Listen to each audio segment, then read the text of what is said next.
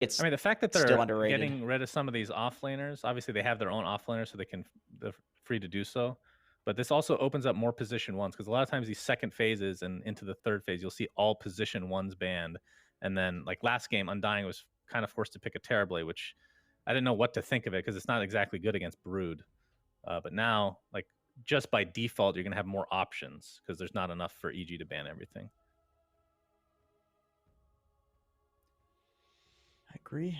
Yeah, I think in the last draft there was a lot of like do nothing heroes on Undying if the lanes went poorly. The nice thing about starting with like a Warlock Mars is that no matter how the game goes, no matter how far behind you are, you can always fight. You just pop your ults and you can probably take the fight. If EG's not careful, they're going to get wiped. So it's always nice to have that. It's not like, you know, you want to necessarily play to lose and then win team fights from behind, but it's nice to have that option.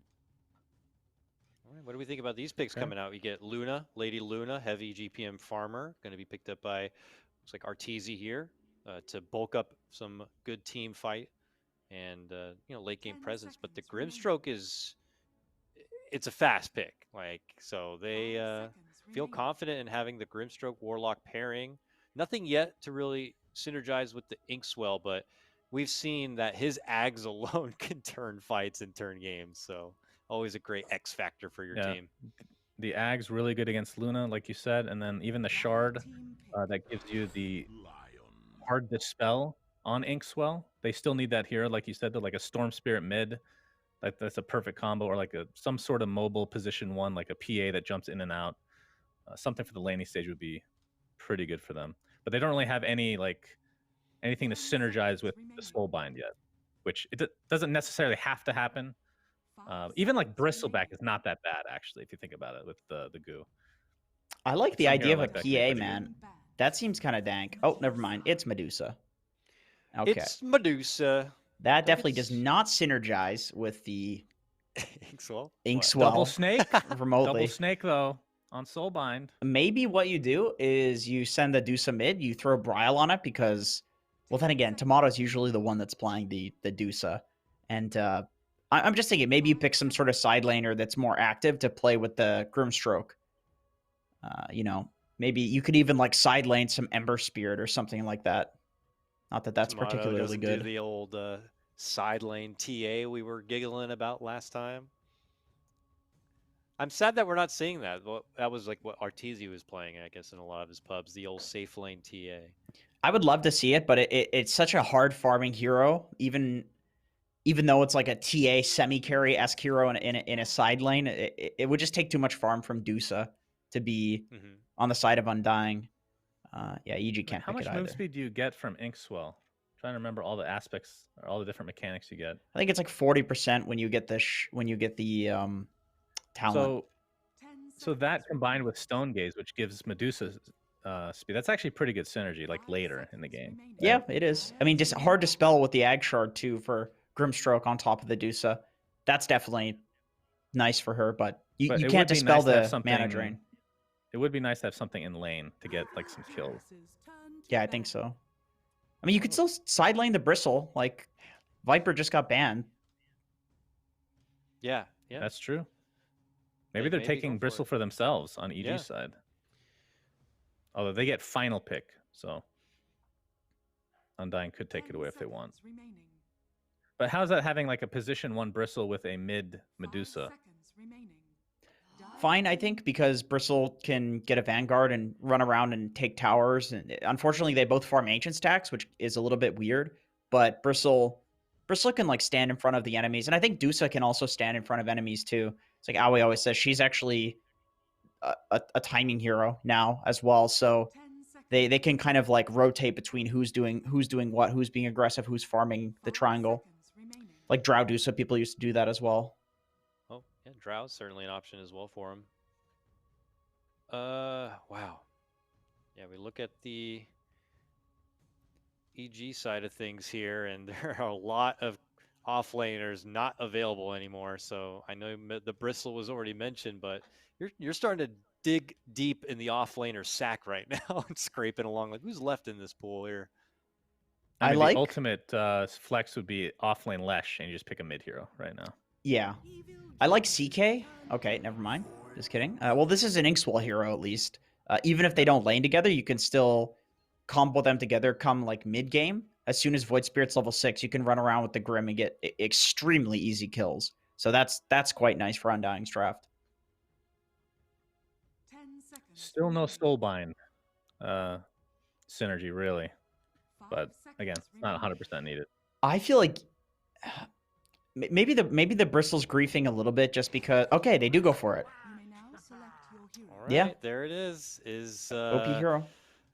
What do we got, gentlemen? Are we going to be going to a game 3 courtesy of Undying's draft here, or are we going to see EG 2-0 shutout, get their spot at TI, and just move on to Quincy? Yes. I think so. I think Bristle owns. Suns pretty fan good against Bristol, though. I wasn't pretty done. good because he faces the remnant. You see, Who cares? EG is better. You see, that's my analysis, Jenkins. They're better, so they will win. My analysis is that Bristle is OP. This is the best hero. Back to you, Dakota. Thank you, gentlemen. And I'll throw it back over to the commentator team. After this break, of course, we'll have Lyrical, we'll have GoDz, and we'll have Aui joining the broadcast. Welcome back again, Dota fans. We're right on into it as the smokeout will begin. Is it truly the OP back? That's the question I got. GoDz, Parker, and the wonderful Aui2000 with me, breaking down the action. Parker, I'll go to you first. I mean, have you seen the terror just infecting pubs all across the Dota sphere?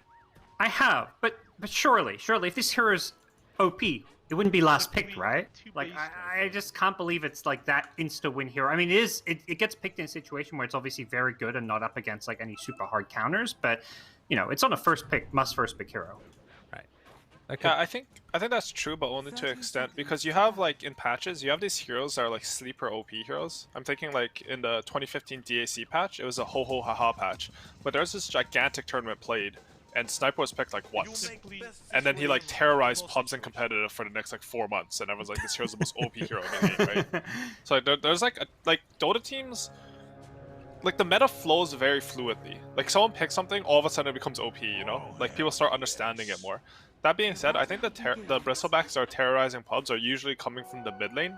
I think this hero is usually picked as a core in that. I watched a game where like Quinn on his road to 12k MMR, by the way, I don't know what that is.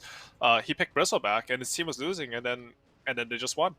You know, like I know it's kind of wild to me. I mean, and then the other angle of this though is we do have a couple of heroes, and you know, Undying first phase this Warlock Mars combination that I think they were the first teams to play this combo of heroes together in the new patch, and then you know, some of those weaker regions like EU started to pick it up a little bit as well. Liquid and Alliance decided this is good, we should try it also. And yeah, you can see 2-0 in NA.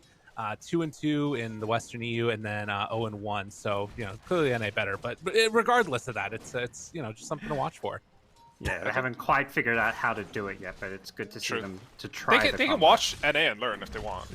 Yeah, I think this lane setup from EG is really smart though. Top lane, oh my goodness, dying to quills. Oh my god, that was scary.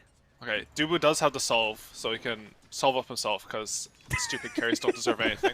No, it's correct. Like Deuce is only missing a 300 HP. I think the EG lane setup is really smart.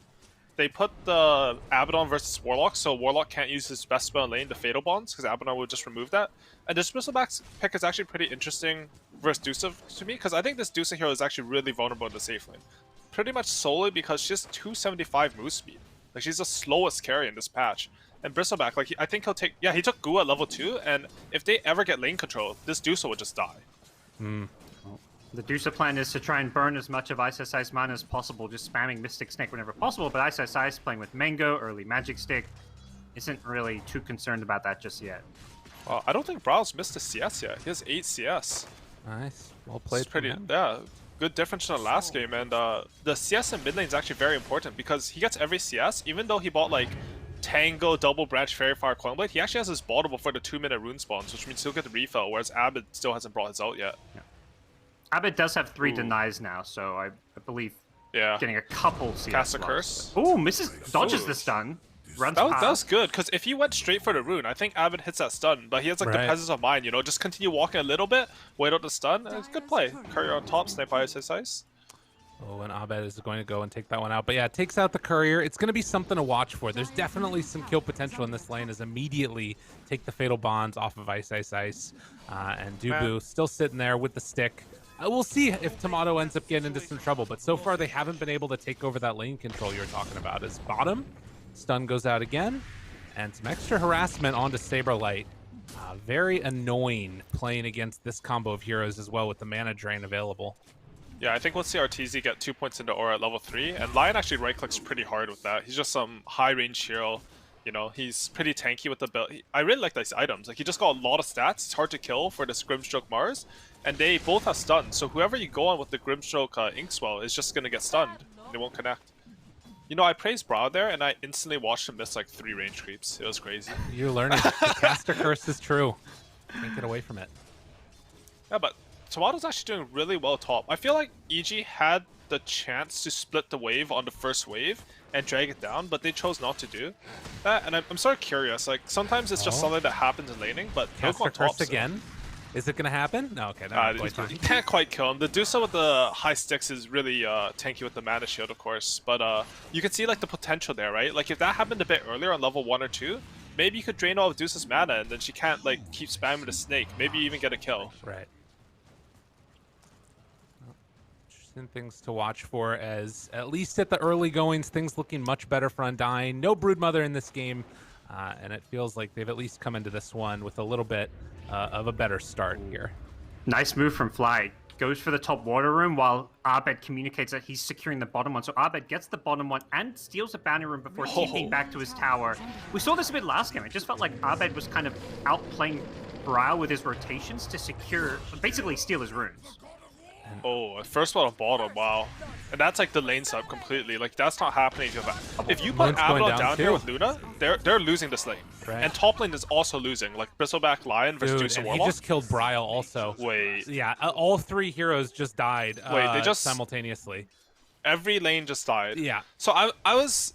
You see, I was pre-caster cursing that because I was saying, like, with like a more stable draft, it's looking like Undying really has a good shot here, but no, they're just all dead. Don't worry, top lane didn't die. It was just... Oh, you're right. It's two They kills both died bottom. It's fine. But like that kill mid, like, you look at it, and it's not really Abed solo killing Brow. I mean, he got the solo kill, but the reason why that kill happens is because Fly invests the resources in his mid hero to come take the water rune, right? Right. Like, if Brow gets a water rune, then this kill doesn't happen, and, you know, Abed doesn't look like as much of a genius. I mean, he still is, but less so from this instance. It was like, it's such a good communication. He basically tells Fly, like, get this top rune out, because he knew there was still a bounty there for Brow, which is kind of like, you know, he had a backup plan, like, okay, if I don't get a water rune, I have my bounty rune, and Abed just took both. I don't... Well, the other thing about this, too, that sort of sticks out is, like, I think that death on Bryle, while it hurts, like... Part of the problem too is that there wasn't anything gained in this top lane either, because Ice is on this like monster of a hero that you can't pressure with Warlock Medusa, and it's like recognizing what their heroes are good at and what Undying kind of lacks at this point. And they're gonna stack up a bit for their Medusa, but EG, they're just on top of these runes. Cheeky deny from Dubu. I think like, I don't think Abed is that much of a better laner than Bryle, but he's looked like Bryle's still ahead in CS despite more resources being invested in Abed and dying. Oh, but this rotation top for Abed, I'll finish that thought after. Maybe a chance, as he's gonna go on to Dubu. Oh, man, Leshrac 6 is so strong. Yep, and there is a good TP from Bryle, and they're gonna make this work for a moment. They're on to Dubu, trying to find that kill, doesn't quite get him, and the Fatal Bonds and no mana means that they can't take it off, so the rotation fails. And instead, it's Undying that get the kill. Yeah, but that was sort of bad for Undying. Like, who TP to top tower? Yeah. Oh man. Moon. I gotta say, like, the difference in the safe lane versus off lane in this series has just been, like, EG are winning a lane I feel they shouldn't. Juggernaut AA versus Tuskar Leshrac, and then they're just stomping this lane where I think it should go pretty even, and they're just like destroying them. So it's a huge difference in the pace of the game. Do you guys did Dubu TP to top tier 1 when Brawl was trying to rotate there? I guess because that 5-second TP, it cost him to kill an Abed. Yeah, I'm not sure. They're gonna try and go for another one now. Moon barely living, needs another hit, but Abed goes for the fog play. keeps them out of it. Moon dies. Crit does die to the Dire, so I think that was just a sacrifice to the tier 2 tower, but looking for the finish. Can they do it? Looking for Abed. That's he a gets big him. kill. That's what they needed. Make it a follow-up. Yo, he might get hit by this Remnant. You don't see it. Oh, okay. Maybe you do see it. I don't actually know. They got the ward there. Yeah. Interesting. So a trade-off there. And I will say that, like, despite the fact that all these kills are going on, you look, and the net worth lead is not nearly as dramatic as it was last game. For sure. No, Undying are definitely showing up. That kill for Brau is huge. Despite like that solo kill and more resources being invested into Abbott, the rune checks and everything, like Brau was still ahead on CS, and this kill on the left track puts him in a position to succeed now. Yeah. Brawl having a great game, and you know, so is both carries. Tomato winning his top lane more or less, hasn't got the kills that Arteezy has, which is where Arteezy has kind of propelled himself forward. And the problem is now Arteezy with maxing glaives early on is going to become an absolute farming machine. If he gets Ancient stack for him, Tomato needs some of his own if he wants to keep up. Arteezy has an 8-minute Mask Commander's treads. I think like Luna probably outfarms Dusa just because she moves around the camps faster. But it's very slight. Like Dusa's still a really fast farmer. Not to mention the nice little faded brooch that he had in there. Actually switching into the Ocean Heart for more stats for a little bit, and that's an interesting choice. I like this decision from EG. They've pretty much just gone away from their safe lane because they know that this Mars is level 6. The only comeback potential that Mars has right now is to get a kill there. I think they'll end up putting the Brittle back there later or just shoving an Abaddon down there. Arteezy, instead of getting the last point in glaives, levels up the Eclipse, so he does want to have a bit of team fighting potential. He's actually making a pretty aggressive rotation to connect up top and play around his team rather than just farm his triangle like I feel like so many Luna players would right now. Yeah, and what that does do is that it causes all of Undying 0 to have to be bunched up in their triangle, just because they know, like, if you give Luna these stacks, it's not very good for you. It did look a bit awkward though, right? Like Luna farmed her way from bottom, walked into enemy jungle, and now she ends up top. Like she wasn't really farming anything during that. I think during this time, like Tomatoes farmed a little bit more, and more importantly, like this Mars has, even though he's died twice, he's been uncontested. Bryle goes down yet again in the mid lane. This time with a little bit of help from Crit and having that finger up and online. Have not gotten level 6 yet on Dubu. He's probably going to get it off of this wave as he gets a little bit of free time. But that's another sort of those comeback mechanics that you're talking about eventually is going to be the double Fatal Bonds. Could be something that would be really solid here. That is a huge combo. That's actually my favorite what's it called, Grimstroke ulti combo, because I think it's so understated, like what it does in the fights. Like you think, oh, he fatal bonded us twice, and then someone nukes you with like Avenge nuke, and literally your entire team dies. You're like, wait, what? Like, you know, the double chain bonds, like you can see it, but like the pain from double fatal bonds is crazy. Feels like, yeah, what basically they're going to have to make sure they dispel that instantly with Abaddon, with Lotus Orbs, whatever it may be. They're going to need some way to get out of it. They do have the hero for that, I guess. They do have this Abaddon. It's picked as a counter to Warlock. It was a good pick, but still scary for sure. Speaking of Fly, hasn't really done all that many games across all of the regions. You can see only 5 heroes in 10 games. And the only player to play fewer so far has been Yamsun, and he's just been playing on these defensive heroes oriented towards like trying to keep alive his team and occasionally be that like team fight presence you saw with the Tide. Was that Yamsun has played 2 heroes? You know, was that the stat? Yeah, that's fine. I mean, I feel like I've seen it online every game, but I didn't realize he's only played 2 here. That's insane. Dude, a Hex comes out as they find Bryle. Can they keep him alive? Big old Chrono immediately taken off, and the Purge. But able to catch, able to control, able to kill Abed. They take down the Golem, but the bigger kill is that Leshrac. And, well, Ice, not afraid of these heroes, at least for the moment, is going to stand in front and say, deal with me. A really good turnaround from Undying there. That was a perfectly timed rock. Saves Brawl, and they get a... Oh, they're using their ults really well here. Arena tries to get this kill, but they don't get him. The pullback on the other side, down to half HP. Saberlight taking a lot of damage with the Eclipse. Arteezy moves in, kills off Dubu. The 3 points in Lucent Beam, and will back off afterwards. So Fly shows instantly, yeah, Fly with the save, the insta-aphotic shield to keep Ice alive after the spear hit.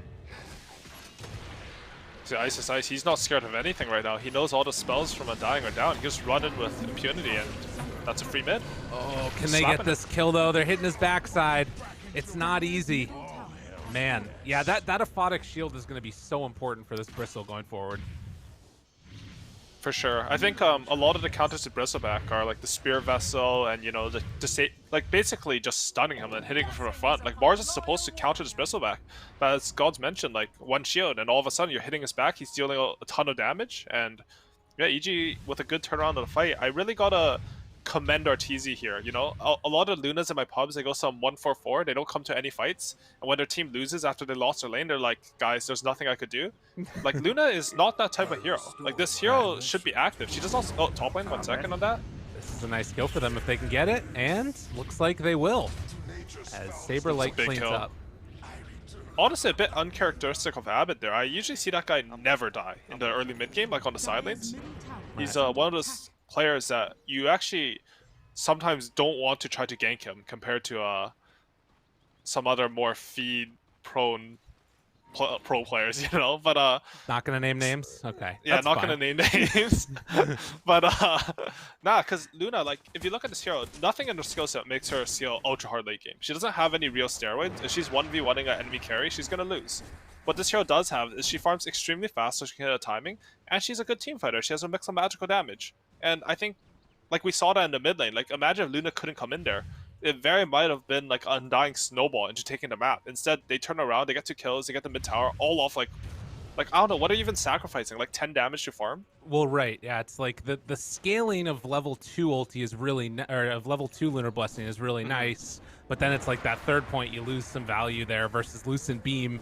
How many extra beams are you getting damage onto also with like Eclipse and stuff? How much extra damage is that in total? Honestly, like you can use the beam to farm a bit. You're not even losing damage. Like you use the Right. beam to pull the creeps to you because you have short range. Well, dropping some knowledge bombs. Show up to fights, carries. God dang it. Yes, fights give you the most EXP in Dota. Yeah. Sounds like you're basically saying don't max your Lunar Blessing before. I mean, Lucent Beam. at the same time, like I've seen Lunas, especially like they've had some success going like they actually go like 1-2-4 and they push like if you have a different strat, Right, okay. and then they actually sometimes don't even max glaives after that. But I think like the 1-4-2 or 1-4-1 into 1-4-4 it's a pretty pubby build. Like you can win pubs with it for sure, but I think against any competent opponent, like you're asking your team to suffer. Like you better have won your lane, but you have won the Lucent Beam. I don't see how you're doing that. Asking my team to suffer sounds like the name of the game, but we will get on into that one in just a moment here, potentially. If EG get caught out of position, a 5-man smoke up from Undying won't catch anybody, but it looks like they're ready to go with this double Fatal Bonds combo if they're able to sort of force a fight on good terms. The idea behind that smoke was good. They picked up the Blink Dagger on Mars, but just because like that last fight didn't go as well, I don't think they have a confidence to walk up the hills and like pierce the EG triangle. So honestly, it's sort of a good sign to me. Like when teams use smokes like that, and then they have the presence of mind to say like, guys, you know, this was just on a mistake. Let's chill. Let's not like, how to say, like double our losses. Right. It's a good mentality, right? Because like you can make mistakes in Dota. Everyone makes mistakes. You have like literal teams that win 2 TIs who I think their playstyle is based on making their opponents make a lot of mistakes, right, on OG. Right. But it's about having the mental strength to not compound your mistakes and make them worse. That really makes these teams good. Mid lane? Mid lane? With jump, where's the Abba? Nowhere to be found, and well, Crit's gonna try and interrupt, but Golem even dropped down onto Ice. If they can't get this kill, oh wow, there was something that went wrong there, and Undying now have to back away. Fatal Bonds comes out, connects onto all of them, but they blow up Saberlight. Still trading a lot of damage. They're gonna walk in with Bryle, try and blow up the rest of them. All the Fatal Bonds are taken off, and now they're just gonna bring down Bryle. Just immaculate execution from EG. And again, that all ties into the play earlier, right? Like they take this mid tower. In a normal world, deuce a TP there, that Bristleback's dead, and then EG comes in and they take a bad fight. It's like Dota's. I don't want to talk about it so much, but Dota's like very connected like that. If like these mistakes that cause you to take towers, these good plays, like they will compound into a better next move. And now we've got like tier 1 tower into good fight into now they get Roshan. Yeah, because I feel like, you know, EG's had this small lead the whole game, but Undying still had this very far Medusa to fall back on it. You know, just For sure. a couple of bad fights like this, and, you know, it is slightly leaning EG's favor, but it's like if they'd killed Bristle one of those 2 times, taking that mid tier 1, this game would look so good for them. And with that said, like Undying are still in this game for sure. Yeah. They have the double Fatal Bonds. This Dusa Aghanim Scepter, I'm surprised he has Dragonlance actually. I've been seeing pretty much every Dusa go Manta or Yasha into Aghanim Scepter. But to each their own, you know. Like this Dusa Agnes Scepter, the panel was talking about it, that they don't have that much of a Grimstone combo, but I think the Snake is actually a huge combo with that spell. That spell is just so good. Ooh, that's not what you want to see. They pop Eclipse afterwards and do a good chunk of damage to Ice Ice Ice, but they'll at least keep them off the tower for the moment. Abed's just running in though, and they're going to catch now on the Grimstroke, so the Aegis now turning into a tower and a couple kills. And again, this is all trying to buy some space for Tomato, but you want to lose as few people as possible along the way. That was super weird, right? Like, even if that spear hits, I can't see them winning that fight. First of all, it's going to spear Ice Ice Ice with his back to his team, like to the enemy team. Second of all, they don't have Rock, and Dusa's not even thinking about coming to this fight. You're behind, you're down spells, you cannot, like, nilly-willy half-commit resources to a fight. You should bring everyone or don't bring anyone at all. Well, second round of spears with that ulti. Maybe this was the plan all along as they jump in and try and find a kill. They take down one, it's on crit. They lost the tier Where's 3 Ice tower Ice, for guys? this. Abed over to the side. Dubu will fall, and yeah, I mean, he's just on the other side of the map. Saberlight's going to go down to Abed. And Bro, Tomato once Ice trying Ice to Ice. stop it. Is he going to Not get sure this he kill? gets this. He's trying really hard to bring him down. Eventual chase. Ice Ice Ice Ice Ice is turns hitting the him. fight. He might actually kill him if he's not careful. And in the meantime, the rest of EG just gets out. Like, that's crazy. They lost the racks. Now they've lost control of the map. This is becoming more and more, like the game has felt more even, but this is becoming really reminiscent of game 1. Like EG, they get more to lanes. They snowball into taking an objective. They snowball the objective into taking a fight. They get Roshan, and all of a sudden, like, what's your map? You still have this really farm Dusa, but what's her timing? She's going for a Scotty. I don't know if this will do what they need.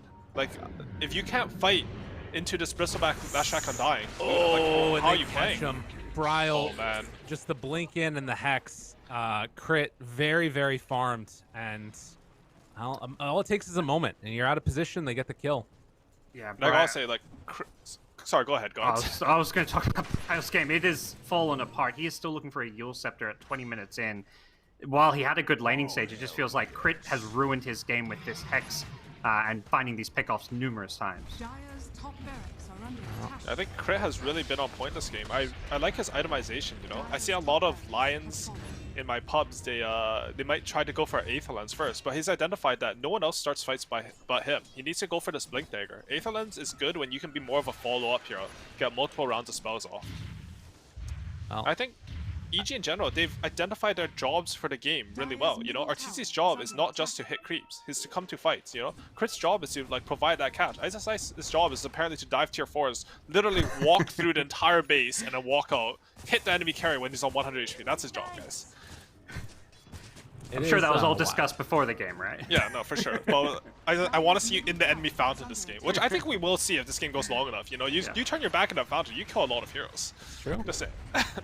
Tomato comes on over, trying to catch this creep wave. Ice Ice Ice is right on top of him.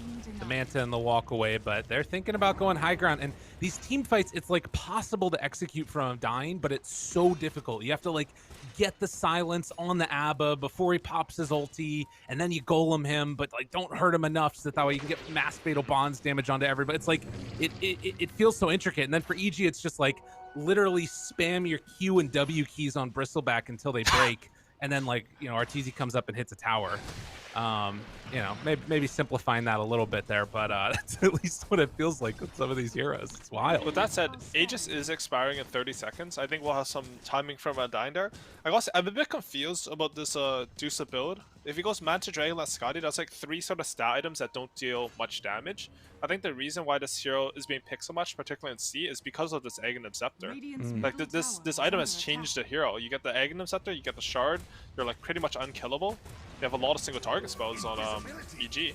Every time I've tuned in to watch SEA and China, SEA particularly, the Lacoste, Lizard, Black, they're all saying they're just ranting about how Dusa is OP in every single game. This Dusa is going second item max. It's a crazy item. The thing about this item is not only does it provide you every stat that Dusa needs, you know, it makes you pretty much as tanky as Scotty per cost, like, you know, a bit worse, but it's a high damage item. Like you deal, you'll probably get it when you're like level 2 LT, so you deal 45% bonus physical damage, that's a lot of damage, even just for farming. Like when you cast on Ancients, you notice the difference. Like Scotty, it's good in theory, right? Like Luna has some lifesteal, you know, it's obviously good versus Bristleback, Last Track, you know, it helps against the Abaddon heals, but I don't think it does as much as this Agnesceptor. And more importantly, when you're behind, you can't itemize defensively. If you itemize defensively when you're behind, you will never have enough damage.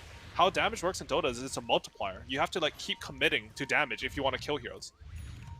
Well, Ice is the one that is going to be difficult for them to kill, that's for sure. As he just stands in front of his team, they're going to come on in and take back over this outpost. So still showing a little bit of respect on Evil Geniuses for Undying's team fight. And they've got a lot if they're able to work it all together. And like, there's some other cool things that they've got, you know, with Saberlight being able to intercept Luna Glaives, with the arena and things like that. This could be a good timing here and a good angle. As Saberlight walks up, they get the lift up. Maybe needs to look for the back line. Full vision for all these teams. Spear goes out, connects onto the Bristle. Can they kill him off in time? Ulti out from Tomato, keeping him in place. Abba can't get here on Fly, and they drop the golem afterwards. A potential here for all the Fatal Bonds. Is it going to be enough, though? They're not quite looking like it. They're running down one. Dubu's already dead. They didn't kill Ice. Tomato's out of mana. They lose both of those heroes, and they only get the Lion in turn. It looks so good for a bit there. The double Fatal Bonds, the damage pumping out. Their spellcasting on Bristleback was actually extremely good there. They how did it start? Oh, they stunned him, then they speared him, and then they Deuce ultied him. Like, it was just really good spellcasting, but it's just not quite enough, you know? You need a little bit more oomph when you're behind. Yeah, I also feel like, you know, we've seen how the last few fights go when they start on Ice. It's been proven they just don't quite have enough damage at this point to kill Ice. And every fight he's coming with a new item. And I think going on Ice has just proven to be a huge trap for them. Right.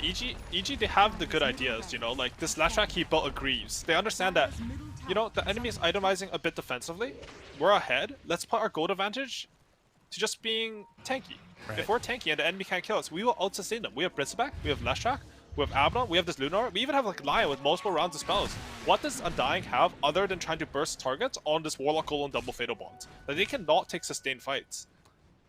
And it's feeling like they can't take quick fights either, the way that this is looking. Like, it's been rough.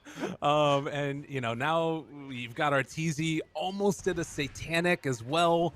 On top of this Butterfly, you know, one thing that I was thinking about eventually that they could get to would be the Moon Aghanims, but he's still, what, 2,800 gold away from finishing that one off as well. That would be a fight changer for sure. You can take over that Luna illusion. The other thing is, I just remember, like, Satanic also purchases Fatal Bonds 1 sec here. It's a big fight. I mean, they're going to get the Lion. There's a small fight. Oh wait, maybe more. Okay, the taunt there. Trying to bring down Ice. The Fatal Bonds, again, purged off of most of these heroes, but honestly, they're still living through it. Stun comes out afterwards on the Saberlight, misses the spear, wants to kill Fly. Can they quite get him, the Greaves aura. The taunt, they pull him back in. They have the Greaves. Moon is going to get ran down by Ice. And he just walks away afterwards. Cool as a cucumber. Tomato's still a lot of mana. Wants to get the regen afterwards, but Arteezy pops the Eclipse. It's just him and Tomato underneath the deadly Moon. Tomato, he's had enough. He's super pissed. They're gonna let him live. Circle. Oh, the shield broke. They were gonna let him live. Oh my god. That's them waving the white flag. Dude, this Greaves, you mentioned it already, AUI, but that fight, there were like 2 heroes affected. The aura gives you so much armor, plus the health regen. It kept Fly alive, then it kept Ice alive. What a sick honestly, pickup. The Deuce of Skyler looked pretty good in that fight. I might just be eating my words, but like, no, they're just too far behind. Like, Undying, they're playing these fights pretty decently. The items are like looking better than I expect, but you're just behind. What can you do? What can you do? Indeed. GG. That's what you got to do. Evil Geniuses take care of business. Another 2-0. I mean, you know, this is one of the top dogs in the region for a reason, and you were wondering, was it Undying's time to usurp them? And it looks like the answer is no. EG's still looking good. Yeah, for Undying, you know, they're going to have to set their eyes on Quincy Crew now because, yeah, this series was a rough one for them. I think historically what we saw last season was 2 games against EG where they were kind of a bit more competitive than this, but EG were playing their, you know, classic slow-paced EG Dota. Both games actually coincidentally had EG were the ones playing Deucer then. It just feels like Undying, for whatever reason, their playstyle does not match up well against EG. Yeah, I think that's a very salient point there. I think, like, in theory, there is a bit of a triangle here where I think Undying, should be expected to perform a bit better against Quincy Crew, and I think Quincy Crew should be expected to perform a bit better against EG. That being said, like EG are still the kings, right? Until someone dethrones them. That's right. Well, I Yeah. mean, Quincy Crew did dethrone him last season, but that's fine. You That's know? true. That's true. I think that it's interesting watching those dynamics play out, and I think that the biggest thing about it is it tells you that it's not all super cut and dry, but this series definitely was. Evil Geniuses came in with a plan, they executed it perfectly, and like I said, took care of business. So it's more business to take care of. We're gonna go to a quick break. When we come back, the panel's gonna break down all the action. See you then.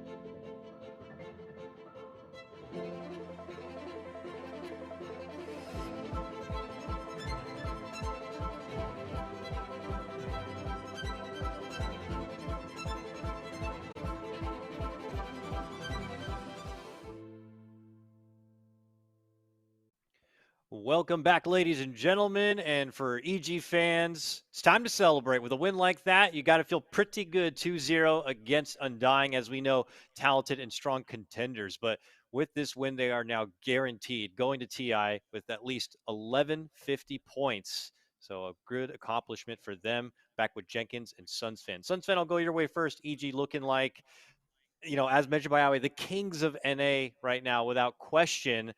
Dare I say, even looking better than we've seen in Season 1. They could be better than they were at the Major. They just look insane. Yep. I mean, to be fair, at the beginning of last season, they didn't look that. I mean, they looked fine. Obviously, they were winning most of their games, but that was kind of their most vulnerable, I guess you could say. But yeah, ever since the Major, or just before the Major even, they started to step things up. And I mean, a lot of it comes down to chemistry, right? Because they hadn't played with Abed that long. Ice had just joined the team. So yeah, they're looking just on another level right now. I mean, this game, it was relatively even for game 2 at least, until Undying missed a couple of the combos towards that top tier 2 tower, which ended up getting the Mars, I think, +1 killed. And if you're at that stage, even relatively early, it was like 18 minutes in the game or something like that, against a Lesh and a Luna, you just lose racks pretty much. And it felt like the EG just didn't, step off the pedal at that point, just because they could push so fast. And I mean, if you're taking a second racks at 24 minutes, you're not really going to have any answers for a Bristleback, even if it's position 3. We can see that Medusa hadn't gotten to the point where she was actually going to start taking off herself. She was about to stabilize. You could see that she was pretty strong later in the game, but they could not kill Ice on Bristle, despite him still only being position 3. Yeah, Jenkins, I know you like to disagree a lot with Sunsfan, but kind of hard to disagree with what he's saying there. Yeah, I think EG, man, they look a lot more like a team this season. Like, I think at the start of the last season, it was more so they were possibly the 5 most high skill, or the highest average skill roster in the world, which was really cool. But they had some issues as a team, like integrating Ice, for example, right at the start. And it just seems like this EG, Fly mentioned it, they really enjoy playing with each other. And that synergy is there, man. You can see it even in their items. Like Ice playing this offlane Bristleback, for example. Aui was mentioning that this hero is more of a mid laner these days. Well, look at Abed's items. Those are offlaner items. So he went mid and he built offlane items to make up for the fact that Ice is playing and snowballing on this Bristleback from the offlane, which would be traditionally a mid right now. So they know how to play around each other. They've got some ideas that are clearly on the same page right now, and I can't believe how they just made Undying look, because Undying makes every other team in this region other than Quincy and EG look pathetic. And EG just did the same thing to Undying. So it's crazy the level of Dota that they're currently playing at. Yeah, it's really hard to disagree on that front, but it does look like we do have a winner's interview ready to go, and it looks like we're going to have none other than Arteezy actually joining us on the broadcast. So, hey, Artur, GG's, congratulations. Quick work of Undying here with a 2-0. Welcome to the broadcast. Hey guys, I'm back with my dog this time too. He's just supposed to chill here. What's the dog's name? Meepo. Meepo. Well, hello, Meepo. Yeah. Welcome as well. Artur, you know, the supporter packs are now out. You are all over the EG pack, and everybody is spamming your voice, spamming your spray, putting it on buildings, destroying your face. You know, how does that feel right now? Is it a lot of fun? You know, how do you think it's going to feel moving forward and potentially towards TI? I don't know if it's like age or experience, but I'm like I embrace it a lot more than I used to when I was young. Like now I just join in because it's funny, it makes me smile. It's also like kind of cool to be immortalized in some way for me to see like random people in their pubs spraying my face everywhere. Even though if it maybe it's for ill intent or not, I still enjoy it. It's a nice part of my life. Yeah, we've certainly been enjoying it on the spectating side for sure, especially even if your opponents are trying to use it to get in your own mind. Sounds like, though, it's not going to work too well. We have Jenkins and Sunsfan here, though, to join in on getting some questions and picking your brain on your performance. Jenkins, I go your way first. All right, I got two questions. The first one is, I think I can't remember who was being interviewed, but one of you guys said that you haven't beaten Sad Boys on Lycan in scrims, and I found that kind of interesting because when you guys are playing in officials, you just completely stomp people, but it sounds like scrims are not necessarily like that. And I'm wondering, what is it that you change between officials and scrims? Do you like try way harder, or are the drafts just better?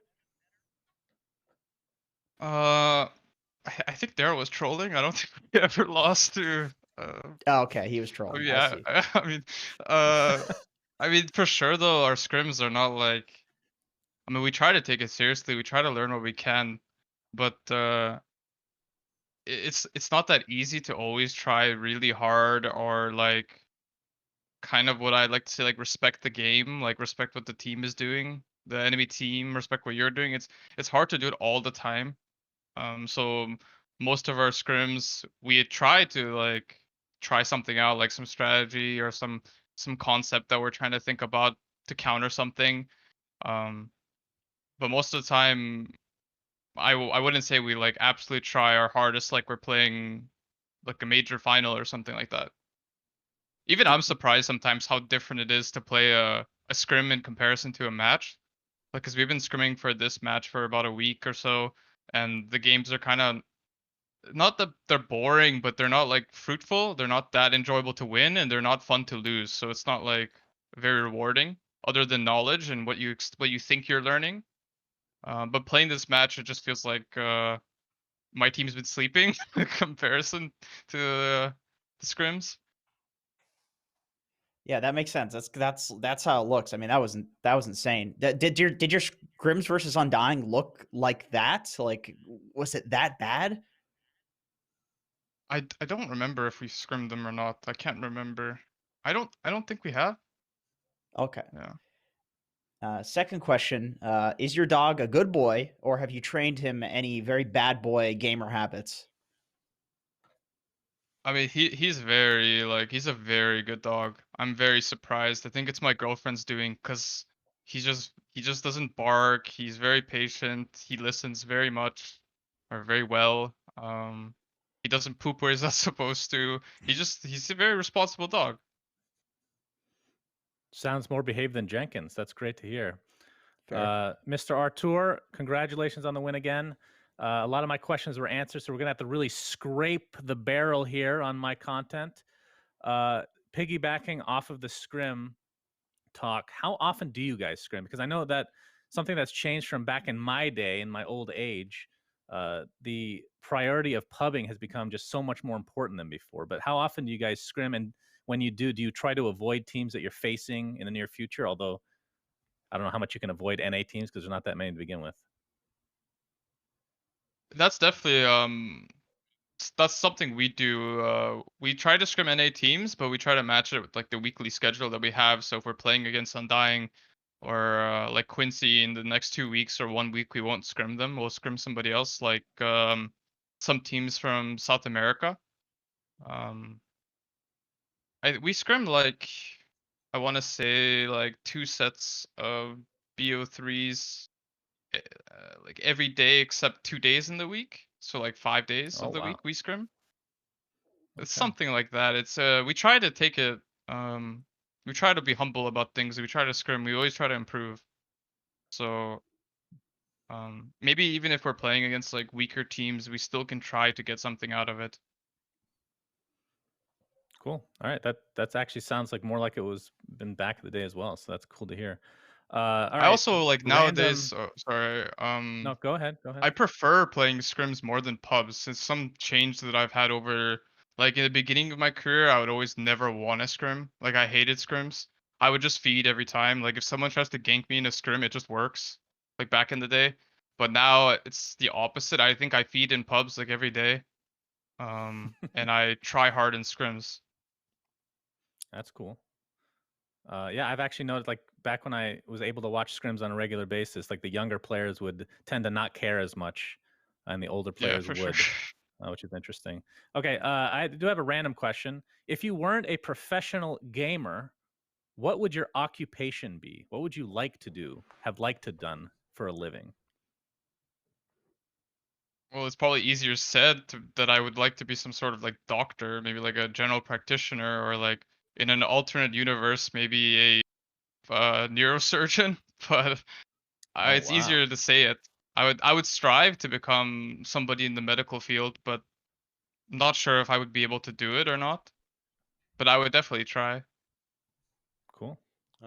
Good big brain stuff. I just leave you with this. I mean, I'm sure you already know, but with this win, you pretty much have guaranteed a spot at TI. So is there any other extra special feelings about that? I mean, you're expected now to potentially make it to the major, barring the next couple of matches, but it looks like you're set for TI. It's got to feel good to be able to know you're going to be going back once again to play for the Aegis.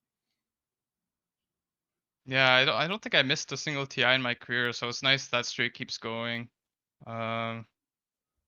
Actually, I didn't even know that we Well, qualified congrats. to TI. 1150 points is what you currently have at least, because you're guaranteed at least 200 points with your current league play right now. So only expected to potentially go up if you guys keep winning. And then obviously if you go off to the major and succeed there, it will just continue to rise. So I'll leave you now. RTZ, thank you so much. GG's. And we look forward to watching you guys play this upcoming Sunday against Quincy Crew.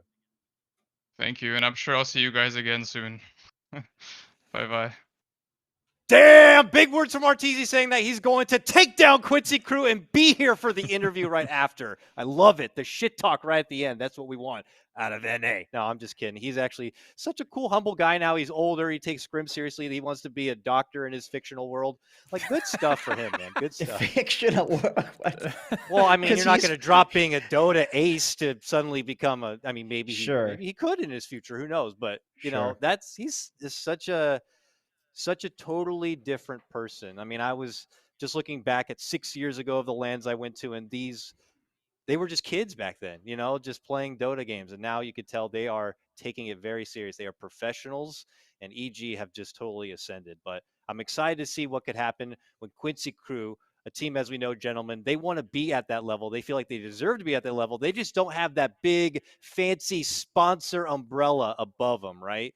It's like they have that raw talent, potential, and strategy, but, you know, just not the cool uniform.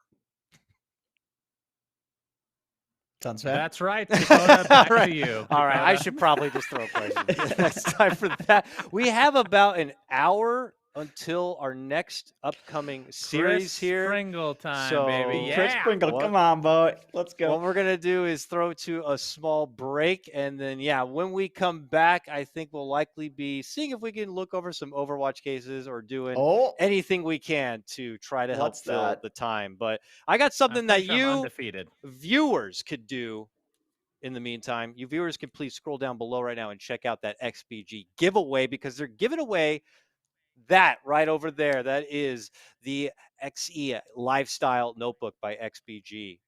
I don't like this. Lifestyle. Why do you have two? It's not fair. Because two's better than one. Big fancy BTS, big company, rolling in money, showing off. Hey, what do you? You have this like. It's don't you have like a $500 microphone in front of your mouth right there? Like I don't own it. It's not mine. He's renting the microphone. Well, how do you know we're not? This is my most prized possession. I don't even own it. Give me a laptop right now, BTS. There's a lot of HR emails that are being ignored by me about Suns fan. I'm owed a laptop at this point. XPG, please Cut hit a sick BTS promo. Cut a sick promo, and maybe they'll consider it. Jenkins, tell everybody about the giveaway. Look, okay, here's the greatest thing about the XPG laptop. Here's the greatest thing. If you're playing an MMO and you have a keyboard that doesn't have the function keys directly above the numbers, it is impossible. And I know you guys would understand this, Dakota and Sunman, or whatever the hell your name is, but in Dota 2, there are things called control groups. And these are very important for micro. There's a lot of micro in this game.